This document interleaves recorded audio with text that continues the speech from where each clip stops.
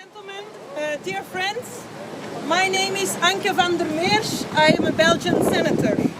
I'm here today with my colleague, my party colleague, Mr. Philip de Winter, who is standing in the back because he thinks only women have to stand in front today, although he supports our struggle. Philip de Winter is a member of parliament in Belgium, specialized in Islam and counter-terrorism. And a dozen of ladies are with me here today, also from Belgium, Flanders, of the international organization Women Against Islamizations. You can find us on the website womenagainst-islamization.org. The organization is presided by myself. We are here today to endorse Anne-Marie Waters and her summer of campaigning against Islamic immigration and its impact on women's rights in Europe. Today we are here to testify about what is happening in the mainland of Europe, in my country, across the Channel, and in the capital of Europe, Brussels, as mentioned by Anne-Marie. We are here today because we want to fight for the future of the next generations of Europeans, which are our children here and our grandchildren. We are here today to defend the rights of women and our beautiful Western culture.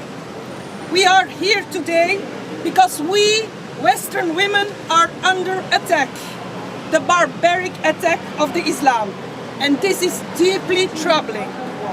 Women are, after all, the first victims of the growing Islamization of Europe, and we need to stop the immigration invasion, to stop importing Islam, to stop importing Islamic misogyny.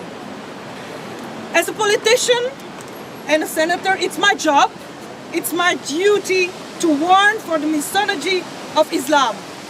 Allah does not love women. Islam propagates hate. Hatred against infidels, against other religions and societies, but also hatred against women, which are considered to be inferior. Islam kills women. Islam kills women not only in Islamic countries, but also in Europe, also in my country across the Channel, also in Brussels. The symbol of this inferiority is the headscarf, the striking symbol of oppression. It's a textile coffin, the burqa, but also a simple veil, and both of them are actually identical. Only the number of centimeters we say in Europe are here, the number of inches of textile is what makes the difference, what distinguishes them from each other. The headscarf is like the rattle for the lepers and the star for the Jews for women. That is why I was the first elected representative in Europe to advocate a general burqa ban. And I'm proud that I'm the original architect of this prohibition of this burqa ban. Meanwhile, the burqa ban is already introduced in legislation of my country, but also of France, Switzerland and many European countries. And I saw today walking around here in the streets of London that it is needed here also. The burqa, the Quran, the Sharia are completely at odds with our social principle of equality between women, and so hard work emancipation, which we want, is threatened. I refuse to excuse the inexcusable. The inexcusable crimes against women that Islam propagates in the Quran and the Sharia. I refuse to be oppressed by anyone, Muslim or not. To be domestic slaves, that is the only role that is reserved in the Islamic world for women. Islam compels women to choose either to be a whore or to be a slave. And I am not. I will not be seen as one of those two.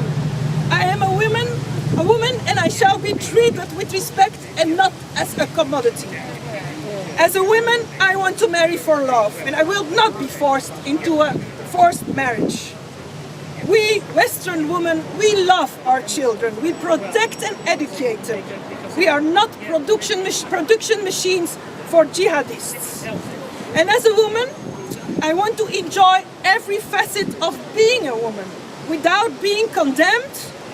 Women are sexually autonomous. We choose, we decide. We are not commodities, and our values do not depend on our virginity. If Muslim men want to see and treat women as disposables, they better buy an inflatable doll.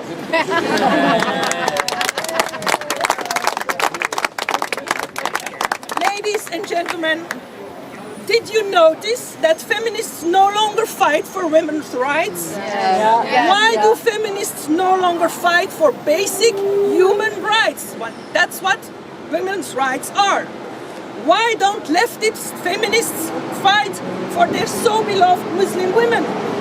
Because defending women against the barbarism of Islam and Sharia is nowadays called racism. Anti-racism laws and multiculturalism has to keep us from saying out loud the truth about the threat of Islam which it posed to us.